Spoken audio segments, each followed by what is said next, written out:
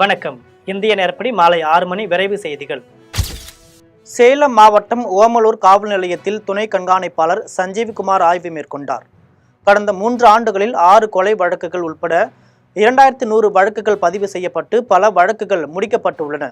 வழக்குகள் விரைவாக முடிக்க வேண்டும் என்றும், தலைமறைவு குற்றவாளிகளை பிடித்து நீதிமன்றத்தில் நிறுத்த வேண்டும் என்றும், ஆன்லைன் வழக்கு பதிவு, ஃபைலிங் ஆகியவற்றை தெரிந்து கொள்ள வேண்டும் என்றும் அவர் அறிவுறுத்தினார். கடலூர் மாவட்டம் ஆவினங்குடியில் முறையாக குடிநீர் வழங்கவில்லை. இதை கண்டித்து விருத்தாசலத்தில் இருந்து திட்டுக்குடி செல்லும் சாலையில் பொதுமக்கள் மறியல் போராட்டத்தில் ஈடுபட்டனர். முறையாக குடிநீர் வழங்க நடவடிக்கை எடுப்பதாக காவல்துறையினர் உறுதியளித்ததால் பொதுமக்கள் போராட்டத்தை கைவிட்டு கலைந்து சென்றனர். மயிலாடுதுறை மாவட்டம் மாப்படுகையில் இயற்கை விவசாயி ராமலிங்கம் தலைமையில் சுற்றுச்சூழல் விழிப்புணர்வு பேரணி நடைபெற்றது. இதனை குடிமராமத்து கமிட்டி தலைவர் ராஜேஸ்வரன் தொடங்கி வைத்தார். இதில் குழந்தைகள், இளஞ்சிறார்கள் என 100க்கும் மேற்பட்டோர் கலந்து கொண்டு பேரணியாக சென்றனர். திருவண்ணாமலை மாவட்டம் செங்கம் அடுத்த பகிரிபாளையத்தை சேர்ந்த திமுக தேர்தல் பொறுப்பாளர் சக்திவேலும் அவர் மனைவி அமிர்தமும் வீட்டில் உறங்கிக் கொண்டிருந்தனர். அப்போது மர்ம ஆட்கள் வீட்டின் கதவை வெளியே பூட்டிவிட்டு தீ வைத்து எரித்ததில் இருவரும் நிகழ்விடத்திலேயே உயிரிழந்தனர். இது குறித்து செங்கம் காவல்துறையினர் விசாரணை மேற்கொண்டு வருகின்றனர். திருவள்ளூர் மாவட்டம் பொன்னேரி அடுத்த மீஞ்சூரில் கனரக வாகனம் சென்று கொண்டிருந்த போது மாடுகள் குறுக்கே வந்தது. இதனால் வாகன ஓட்டுநர் அஜித்குமாரின் கட்டுப்பாட்டை இழந்து கால்வாயில் மோதியது. இதில் ஓட்டுநர் அதிர்ஷ்டவசமாக உயிர் தப்பினார். இதையடுத்து காவல்துறையினர் கிரேன் மூலம் வாகனத்தை மீட்டனர். சென்னை அடையாற்றில் உள்ள பன்னோக்கு மருத்துவமனை எதிரே 42,40,000 ரூபாய் மதிப்பில் கட்டப்பட்ட 2 பயணியர் நிழற்குடைகளை அமைச்சர் மா சுப்பிரமணியன் திறந்து வைத்தார். இதில் வட்டார துணை ஆணையர் அக்தாப் ரசூல், மண்டல குழு தலைவர் துரைராஜ் ஆகியோர் கலந்து கொண்டனர். சென்னை ஆலந்தூரில் திமுக செயற்குழு உறுப்பினர்கள் கூட்டம் நடைபெற்றது. கூட்டத்தில் அமைச்சர் தாமு அன்பரசன் கலந்து கொண்டு ஆலோசனைகளை வழங்கினார். இதில் கட்சி நிர்வாகிகள், உறுப்பினர்கள் ஆகியோர் கலந்து கொண்டனர். திருப்பத்தூர் மாவட்டம் வாணியம்பாடி அடுத்த பெருமாள்பேட்டையில் காவல்துறையினர் சுற்றுக்காவல் பணியில் ஈடுபட்டிருந்தனர். அப்போது பாலாற்றில் இருந்து மணல் கடத்தி சென்ற லாரியை தடுத்து நிறுத்தினர். அப்போது லாரியை விட்டுவிட்டு ஓட்டுநர் தப்பி சென்றார். லாரியை பறிமுதல் செய்த காவல்துறையினர் ஓட்டுநர் விமல், மணல் கடத்தக்காரர் மூர்த்தி ஆகியோரை தேடி வருகின்றனர். தூத்துக்குடி மாவட்டம் விளாத்திக்குளத்தில் சிலம்ப பயிற்சியாளரான அப்பண்ணசாமி தன்னிடம் பயிற்சிக்கு வந்த 15 வயது சிறுமிக்கு பாலியல் தொல்லை கொடுத்து வந்துள்ளார். இது குறித்து மகளிர் காவல் நிலையத்தில் மாணவி அளித்த புகாரின் அடிப்படையில் வழக்கு பதிந்தனர். பயிற்சியாளர் அப்பண்ணசாமியை போக்சோ வழக்கில் கைது செய்து சிறையில் அடைத்தனர். திருவண்ணாமலை மாவட்டம் கலசப்பாக்கம் அடுத்த கீழ்ப்பாலூரில் ஆங்கில புத்தாண்டையொட்டி எருது விடும் விழா நடைபெற்றது. திருவண்ணாமலை, திருப்பத்தூர், வேலூர், ராணிப்பேட்டை, தருமபுரி, கிருஷ்ணகிரி ஆகிய மாவட்டங்களிலிருந்து 100க்கும் மேற்பட்ட காளை மாடுகள் இந்த போட்டியில் பங்கேற்றன. போட்டியில் வெற்றி பெற்ற காளைகளின் உரிமையாளர்களுக்கு பரிசுகள் வழங்கப்பட்டன.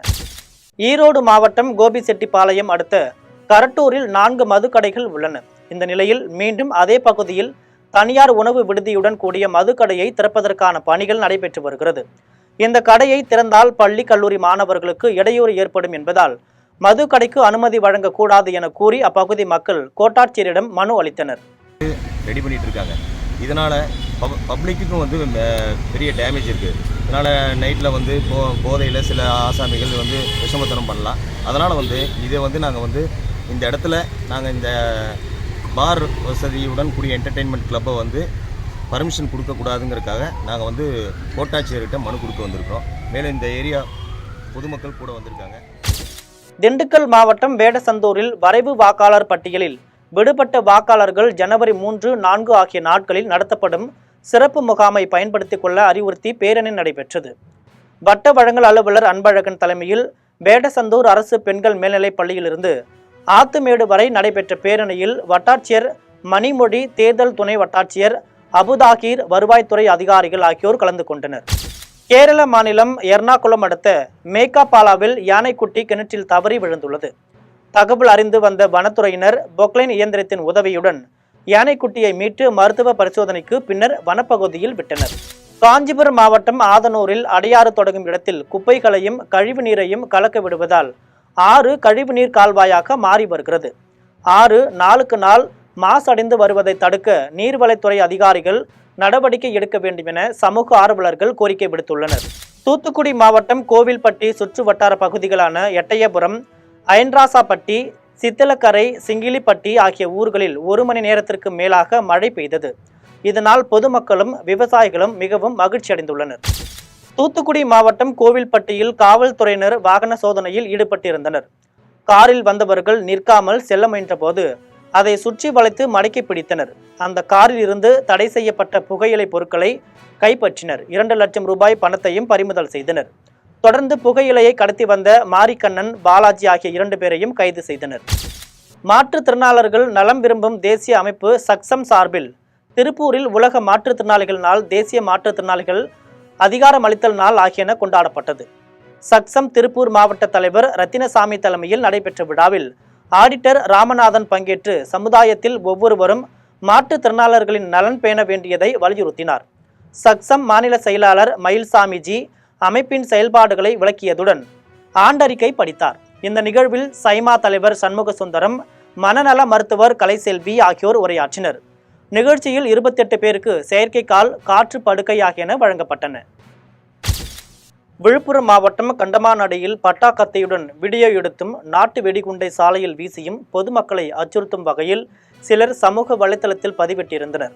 அவ்வாறு சமூக வலைதளத்தில் பதிவிட்ட இளைஞர்களை விழுப்புரம் காவல்துறையினர் கைது செய்து சிறையில் அடைத்தனர். திருவண்ணாமலை மாவட்டம் மாம்பாக்கத்தை சேர்ந்த இயேசுதுரை, தர்சன் ஆகியோர் இருசக்கர வாகனத்தில் நின்று கொண்டு பட்டாக்கத்தியை காட்டி வீடியோ வெளியிட்டுள்ளனர். இந்த வீடியோ சமூக வலைதளங்களில் பரவி வருகிறது. இந்நிலையில் ITI மாணவன் தர்ஷனை கடாலடி காவல்துறையினர் கைது செய்து சிறையில் அடைத்தனர். மற்றொருவரை வலைவீசி தேடி வருகின்றனர். திருவள்ளூர் மாவட்டம் ரெட்டிப்பாளையம் சக்தி விநாயகர் கோவிலில் அமமுக சார்பில் முப்பெரும் விழா நடைபெற்றது. இதன் ஒரு பகுதியாக கோவிலில் சிறப்பு வழிபாடு நடைபெற்றது. இதில் திருவள்ளூர் மாவட்ட MGR மன்ற செயலாளர் ராம்குமார் தலைமை வகித்தார். MGR மன்ற செயலாளரின் மகன் விஜயகுமாரின் பிறந்த நாளையொட்டி அன்னதானம் வழங்கப்பட்டது.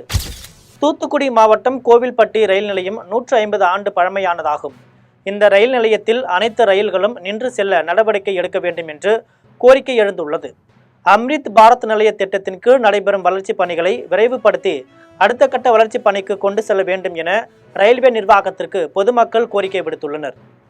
இந்தியா சுதந்திரம் அடைவதற்கு முன்பாக ஆங்கிலேயர் ஆட்சியில் 1876ஆம் ஆண்டில் கோவில்பட்டி ரயில்வே நிலையம் அமைக்கப்பட்டு இன்றைக்கு 150வது ஆண்டு விழாவை நோக்கி போய்கிட்டிருக்கின்ற நிலையில் இந்த கோவில்பட்டி ரயில்வே நிலையத்தை நம்பி அன்றைக்கு 2-3 நூற்பாலைகள் தொடங்கப்பட்டது.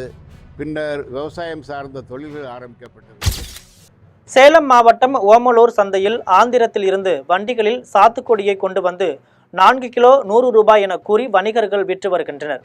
இந்த பகுதிகளில் மட்டும் ஒரு நாளைக்கு 3 வண்டி சாத்துக்குடி விற்பனையாவதாக வெளியூர் வணிகர்கள் தெரிவித்தனர்.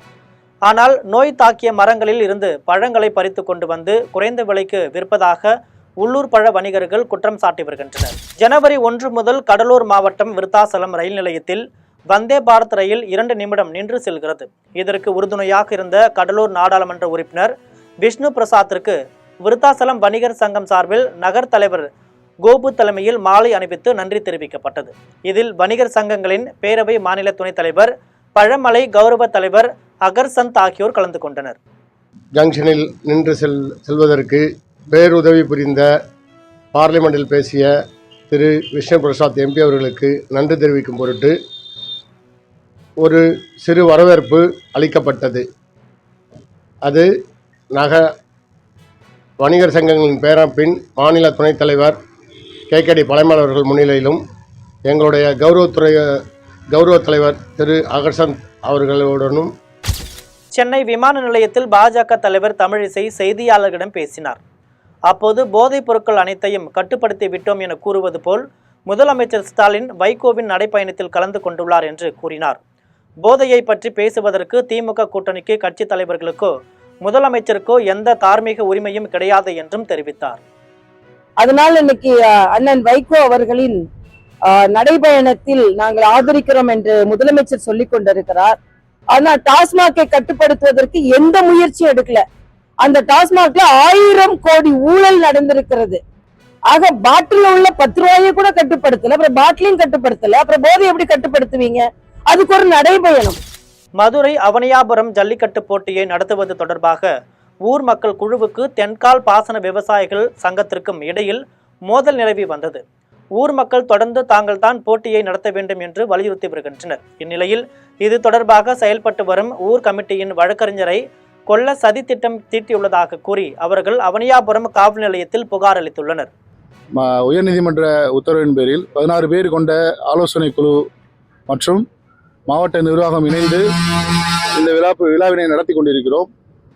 கடந்த 2021ஆம் ஆண்டு தனிநபர் ஒருவர் இந்த விழாவினை உரிமை கோரி 1வது மாவட்ட கூடுதல் நீதிமன்றத்தில் அசல் வழக்கு எண் 483/2021 என ஜல்லிக்கட்டு போட்டியை முன்னிட்டு மதுரை அவனியாபுரத்தில் உள்ள கால்நடை மருத்துவமனையில் ஏராளமான காளைகளுக்கு கண், கொம்பு, திமில், பற்கள், உயரம் ஆகியவற்றை மருத்துவர்கள் பரிசோதித்து வருகின்றனர்.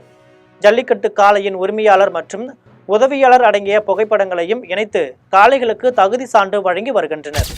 வேலூர் மாவட்டம் குடியாத்தம் செதுக்கரை ஏபிஜே அப்துல் கலாம் கல்வி, விளையாட்டு, உடற்பயிற்சி மற்றும் சமூக மேம்பாட்டு வளர்ச்சி அறக்கட்டளை சார்பில் கருவிகள் வழங்கும் விழாவும் உடற்பயிற்சி கூடம் திறப்பு விழாவும் நடைபெற்றது. இதில் குடியாத்தம் சட்டமன்ற உறுப்பினர் அமலு விஜயன், நகராட்சி தலைவர் சவுந்தரராஜன் ஆகியோர் கலந்து கொண்டு உடற்பயிற்சி அரங்கத்தை திறந்து வைத்தனர். இந்த நிகழ்ச்சியில் நகர்மன்ற உறுப்பினர் மனோஜ், ஒன்றிய செயலாளர் கல்லூர் ரவி ஆகியோர் கலந்து கொண்டனர். வேலூர் மாவட்டம் குடியாத்தத்தில் உள்ள அரசினர் திருமகள் ஆலை கல்லூரியில் மாணவிகளுக்கு வேலைவாய்ப்பு முகாம் நடைபெற்றது. இந்த விழாவில் கல்லூரி முதல்வர் எபினேசர், வேலைவாய்ப்பு அலுவலர் தமினம் அம்சாரி மற்றும் ஜான்சன் எலக்ட்ரிக் நிறுவனத்தின் பொறுப்பாளர்கள் ரஞ்சித், கண்ணன் ஆகியோர் கலந்து கொண்டனர்.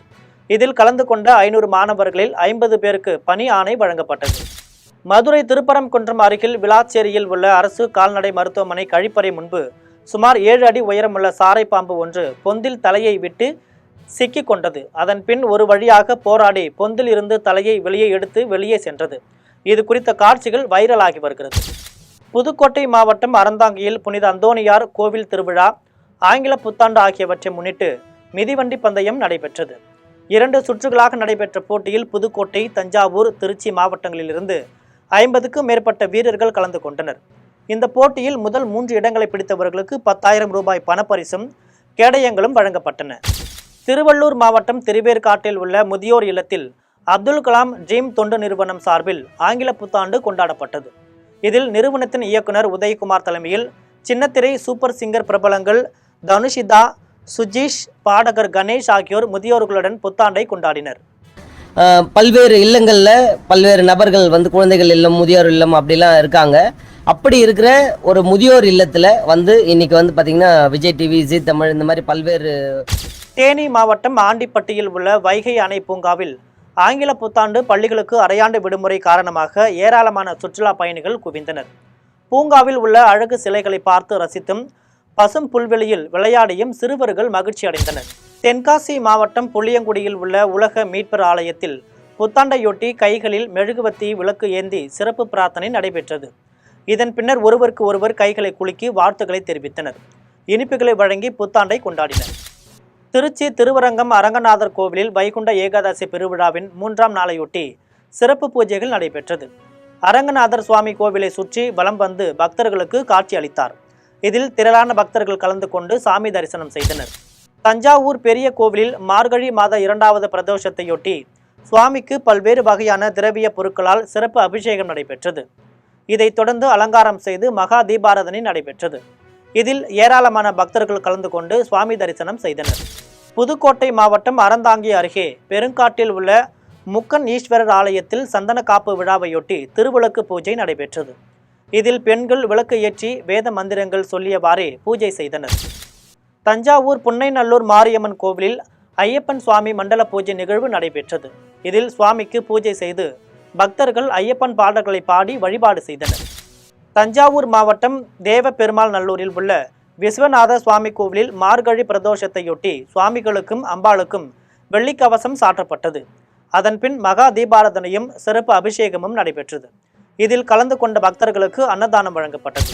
மயிலாடுதுறை மாவட்டம் தில்லையாடியில் உள்ள பெரிய நாயகி உடனுரை சாந்தாரை காத்த சுவாமி கோவிலில் சிவலிங்கம், கோவில் கோபுரம் ஆகிய வடிவங்களில் அகல் விளக்குகளை ஏற்றி வைத்து குளத்தில் மிதக்கவிட்டு பக்தர்கள் வழிபட்டனர்.